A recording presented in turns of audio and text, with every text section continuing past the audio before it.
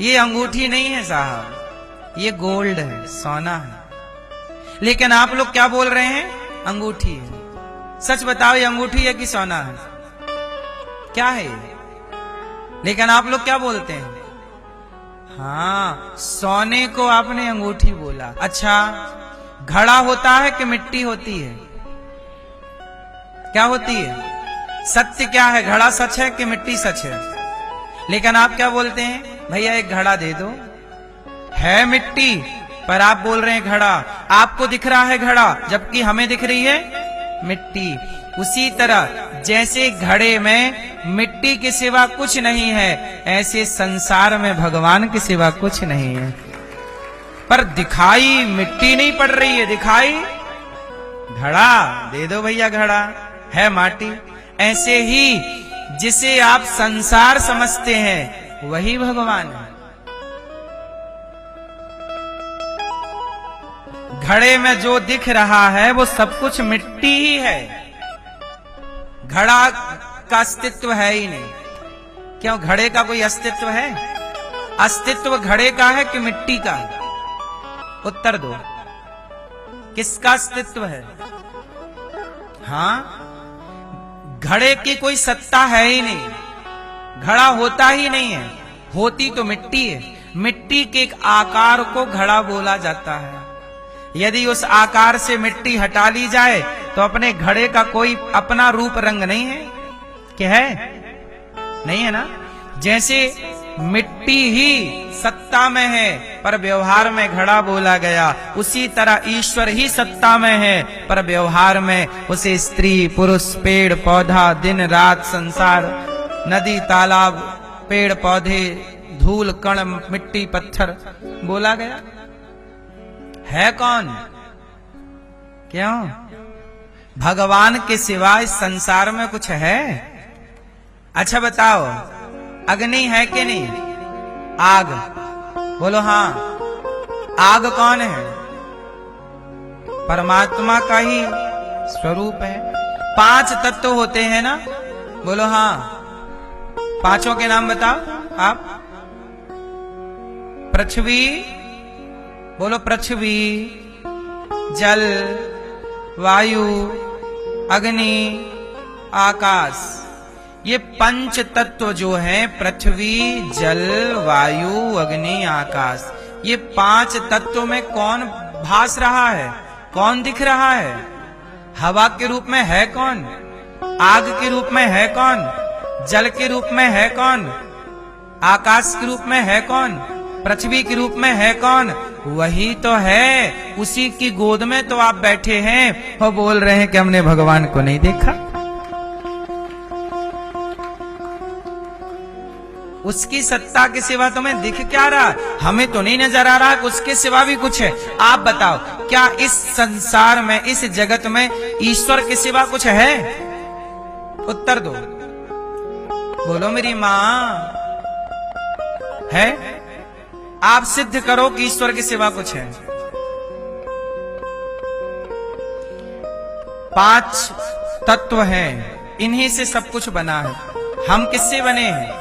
5 चीजों से, पृथ्वी जल वायु अग्नि। और ये 5 तत्व को ही भगवान कहते हैं। बोलो भगवान, बोलो भगवान। भगवान शब्द कितने अक्षर हैं इसमें? भा मतलब भूमि, गा मतलब गगन, वा मतलब वायु, आ मतलब अग्नि, ना मतलब नीर। ये 5 तत्व को ही जोड़ा तो भगवान बना। भगवान, यही प्रकृति है भगवान। इसलिए किसी का अपमान ना किया करो, किसी से घृणा ना किया करो, क्योंकि आप जिससे घृणा करेंगे वो तो है ही नहीं। आप घृणा किससे कर रहे हैं? यदि मैं आपसे घृणा करूं, आपका नाम क्या है? क्या? ज्ञानेंद्र। अच्छा, आप कई बार कहते हो ना, ज्ञानेंद्र जी हमारा अपमान हो गया, उसने हमारा अपमान कर दिया। अच्छा ये बताओ भाई, सब लोग सुनेंगे ध्यान से। भैया आपका नाम क्या है? विचेंद्र। तो भैया ये बताओ, कई बार आपका अपमान होता है ना, कोई अपमान कर, बैठ जाइए, अपमान करता है, आप कहते हो मेरा अपमान हो गया, कहते हो ना, सारे लोग कहते भाई मेरा अपमान कर दिया उसने, मेरा अपमान। अच्छा ये बताओ, अपमान हुआ किसका? मेरा अपमान हुआ। तो मेरा अपमान हुआ तो बताइए इस शरीर में मैं कहां हूं? आपके शरीर में आप कहां हैं, जरा ढूंढ के बताइए। अपमान किसका हुआ? मेरा। तो मैं कहां हूं इस शरीर में? ये तो मेरा हाथ है, तो हाथ का अपमान हुआ नहीं। आंख का अपमान हुआ क्या? बोलो। कान का अपमान हुआ क्या? पांव का अपमान हुआ क्या? मेरे पेट का अपमान हुआ क्या? मेरी पीठ का अपमान हुआ क्या? मेरी रीढ़ की हड्डी का अपमान हुआ क्या? मेरे लीवर किडनी का अपमान हुआ क्या? मेरे शरीर के किसी भी अंग का आपने तो अपमान किया नहीं। तो बताओ अपमान किसका हुआ? किसका अपमान किसका होता है? आप बताइए जरा। आप इस शरीर में सोचिए, ये शरीर अलग है और आप अलग हैं। आप इस शरीर में रहते हैं। ये शरीर है मोबाइल की तरह,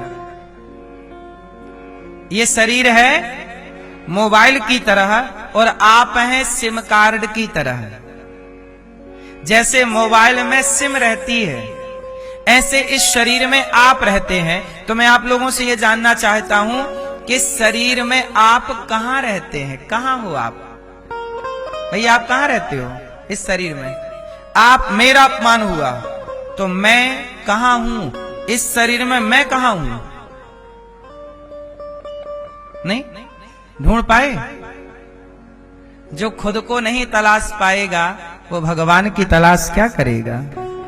इसलिए खुद को तलाशी। हाँ बताओ, आप कहां रहते हैं? आत्मा में रहते हैं। अरे आत्मा आप में रहती है, आप आत्मा में नहीं रहते। आत्मा इस शरीर में रहती है। आप कहां रहते हैं? आप कौन हैं? चलो ये चलो छोड़ो, इतना जटिल सवाल ना पूछें आपसे, चलो सीधा सीधा बात करते हैं। आप कौन हैं? मैं कौन हूं? बताओ मैं कौन? आप कौन हो? भैया आप कौन हैं? है?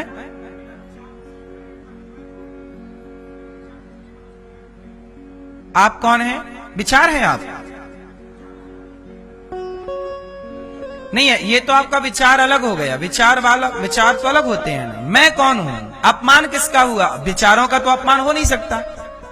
आप तो ये कहते हैं मेरा अपमान हुआ। हाँ, अब आपने बोला मैं ईश्वर का अंश हूं। हाँ, हम ईश्वर के।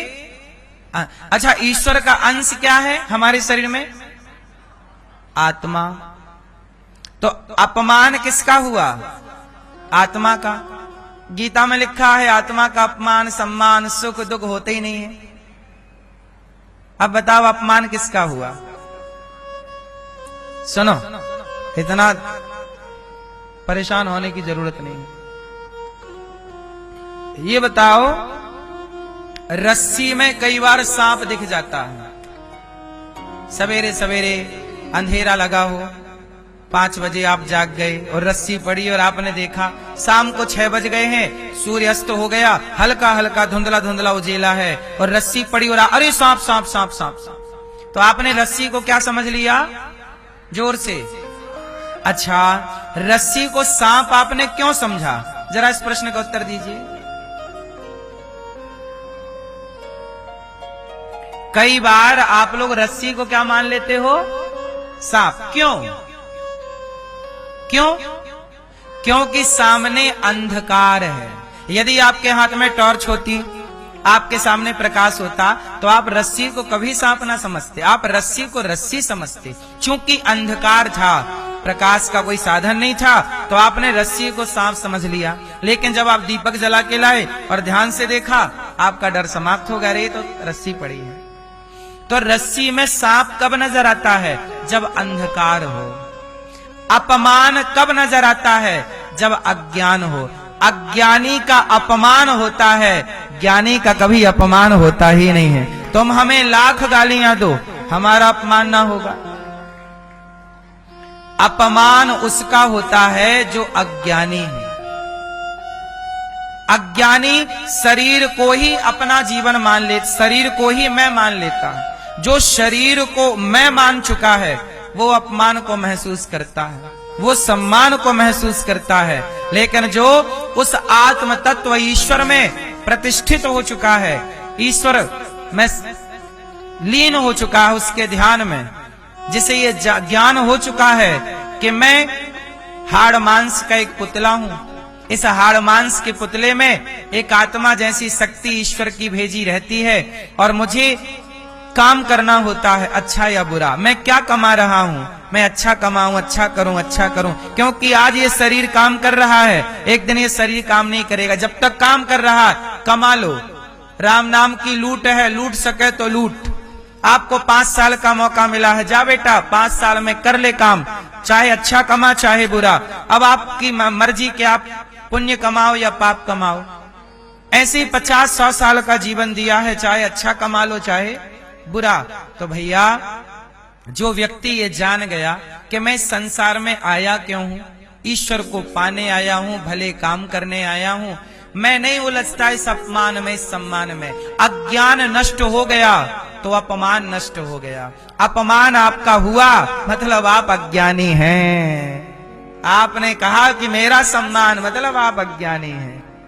जो व्यक्ति अपमान सम्मान से ऊपर उठ जाता है ना, वही सत्य को पहचान पाता है। यदि आप अपमान सम्मान की बेड़ियों में बंधे हैं तो आप मेरी बात नहीं समझ पाएंगे। मेरी बात उनको समझ में आएगी जो अपमान और सम्मान के बंधन से मुक्त हो चुके। यदि आप इन बंधनों में बंधे हैं तो आपके पल्ले मेरी बात नहीं पड़ेगी। सबके बस की बातें बोलो नहीं है। इसलिए गुण दोष दृशिर दोषः, गुण और दोष। यदि आपको किसी में दोष दिखता है तो आप अभी अज्ञानी हैं। आप में किसी का, आपके अंदर आप किसी का दोष देखते हैं मतलब आप अज्ञानी हैं। आपको दोष दिखाई पड़ रहा है ना, अरे ये बुरा है। यदि आपको किसी की बुराई नजर आ रही है तो आप अज्ञानी हैं। आप किसी व्यक्ति में गुण देख रहे हैं तो आप अज्ञानी हैं। फिर ज्ञानी क्या है? अरे गुण किसी व्यक्ति में नहीं होता, उस व्यक्ति के द्वारा परमात्मा कुछ काम विशेष करा लेते हैं, वो गुण भगवान का है। जो उस व्यक्ति में भी ईश्वर का दर्शन कर ले वह ज्ञानी। चलो एक आखिरी तर्क के साथ इस प्रसंग को पूरा कर लेंगे। चलो बताओ ये क्या है? आप बताओ भैया। रुमाल, आप बताओ भैया। कपड़ा, आप बताओ। धागा, धागा सही पकड़े। और बताओ क्या है मैया? कपास। देखो ये ज्ञान का स्तर है। आप कहां तक देख सकते हैं, कहां तक सोच सकते हैं? अब बताओ, किसी ने इसे रुमाल कहा, किसी ने इसे धागा कहा, किसी ने इसे कपास कहा। बताओ आप सही कह रहे हैं कि गलत कह रहे हैं?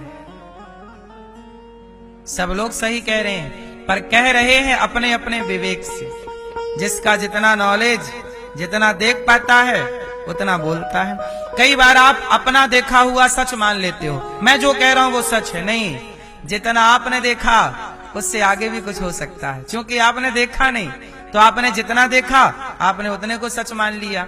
ईश्वर भी इसी तरह है। ईश्वर बहुत बड़े हैं, बहुत बड़ा संसार है ईश्वर का, लेकिन उस परमात्मा का जिसने जितना अनुभव किया उसने उतना बता दिया कि परमात्मा ऐसा है, भगवान ऐसा है। हिंदू ने जितना अनुभव किया, हिंदू ने मान लिया कि भगवान ऐसा है। मुसलमान ने जितना अनुभव किया उसने बोल दिया कि हमारा अल्लाह ऐसा है। ईसाई ने जितना अनुभव किया उसने मान लिया ऐसा है। लेकिन जिसने जितना देखा उससे ज्यादा ही परमात्मा था। पूर्ण कौन देखा? राम जाने, सोई जाने जे देहु जनाई, जाना तो अभी मेरा उत्तर पूरा हुआ नहीं, ये क्या है?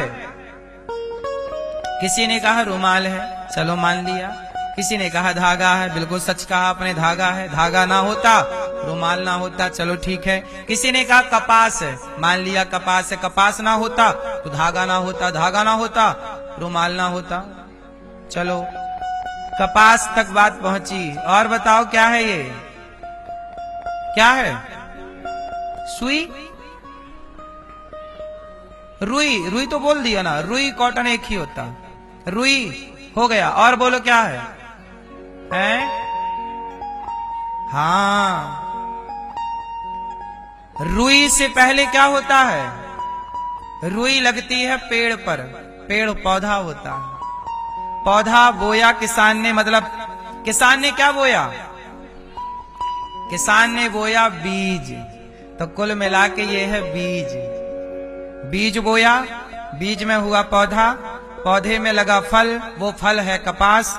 कपास को खरीदा व्यापारी ने, बनाया धागा, धागा बेचा। कपड़े वाले ने धागा खरीदा, धागे से कपड़े बनाया, कपड़े की थान बनाई, उस थान से काट के किसी ने रुमाल बनाया, किसी ने शर्ट बनाई, किसी ने पैंट बनाई, किसी ने साड़ी बनाई। सही है कि गलत है? मूल में क्या है ये? पुरुषायादि बीजाय परेशायाभि धीमहि। जैसे आपको रुमाल तो दिखाई पड़ा, लेकिन क्या दिखाई नहीं पड़ा? बीज।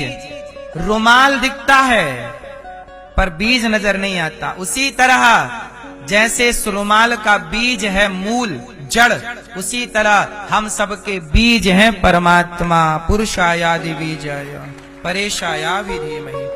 तो बीज रूप में परमात्मा ही है। आप, ये नजरिया है देखने का, इसलिए जगत दिखता है पर जगत के बीज के रूप में जगन्नाथ नहीं दिखते, पर मूल रूप में वही जगन्नाथ की व्यापकता है। यदि इसका बीज नष्ट हो जाए तो रुमाल नष्ट अपने आप हो जाएगा। बोलो हाँ, ऐसे ही। तो सबके बीज कौन है? भगवान। इसलिए इमारत दिखती है पर इमारत में जो सबसे पहली ईंट रखी जाती है, जिसे नींव की ईंट कहते हैं, वो नजर नहीं आती। ईंट नजर नहीं। अच्छा, इस बिल्डिंग में नींव की ईंट होगी कि नहीं? पहली ईंट, वह नींव की पहली ईंट ही पूरे को थामे है। ऐसे ही है कि सृष्टि का पूरा स्ट्रक्चर जो है भगवान का है। हमें दिखता है पुरुष, स्त्री दिखती है, पर स्त्री पुरुष के बीच में जो मध्य में परमात्मा सृष्टि कर रहे हैं बीज रूप में, वो परमात्मा नजर नहीं आता। इसलिए सिद्ध ये हुआ कि सीय राम मैं सब जग जाने। आप कहते हो भगवान नहीं देखा हमने, सबने देखा है, बस आपको पहचानना है। तो अब आपको पहचान हमने बता दी कि हर जीव में वही है। इसलिए अपमान किसी का नहीं होता और आप किसी का कर भी नहीं सकते अपमान। हाँ, अज्ञानी हूं मैं तो मुझे लगेगा अपमान हुआ, यदि मैं ज्ञानी हूं तो मुझे आपके अपमान से। अच्छा ये बताओ, हाथी को कुत्ते भौंकते हैं देखकर, भौं भौं भौं भौं कुत्ता, क्या हाथी मानता है कि मेरा अपमान हो गया? कोई हाथी की आरती उतारता है, जय गणेश जय गणेश जय गणेश देवा, है ना? तो क्या हाथी को लगता है कि मेरा सम्मान हुआ? ना हाथी सम्मान को समझता है, ना हाथी अपमान को समझता है, इसलिए वो अपनी मस्ती से चलता है। लेकिन आप लोग थोड़ा ज्यादा ज्ञानी हो गए, आप समझने लग गए अपमान क्या है, सम्मान क्या है। काश आप भी अपमान सम्मान को ना समझते तो आप भी सदा अपनी मस्ती में मस्त रहा करते। आपके आनंद को कोई नहीं छीन सकता था। आपका आनंद तब से छिन गया जब से आपको सम्मान अपमान समझ में आने लग गया। इसलिए कहता हूं, सम्मान होता ही नहीं है और अपमान होता ही नहीं, दोनों से ऊपर उठ जाइए, यही ज्ञान है। और इस समय उलझे रहोगे, अज्ञानी हो, इसी में मर जाओगे, फिर 84 में पड़ोगे।